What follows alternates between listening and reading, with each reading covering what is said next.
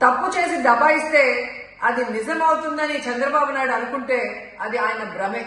జనాన్ని మాయ చేసినట్టు శ్రీవారిని మోసం చేయాలంటే కుదరదన్న విషయం చంద్రబాబు నాయుడు తెలుసుకోవాలి.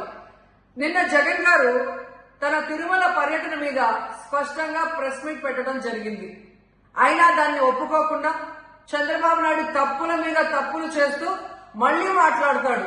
జగన్మోహన్ రెడ్డి గారు తిరుమల రావడానికి భయపడుతున్నాడు, డిక్లరేషన్ ఇవ్వబడుతుంది కాబట్టి ఎస్కేప్ అవుతున్నాడు అని చెప్పి సూటిగా చంద్రబాబు నాయుడు గారికి చెప్తున్నా.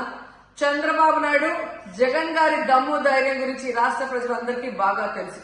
నిన్న కూడా ఆయన భయపడేవాడైతే అంత స్పష్టంగా ప్రెస్ మీట్ పెట్టి ఏ విధంగా తన మతం మానవత్వం, తను ఏ విధంగా బైబిల్ చదువుతారు, బయటకు వచ్చినప్పుడు హిందువుల మనోభిప్రాయాల్ని గౌరవించి గుళ్లకు వచ్చి పూజలు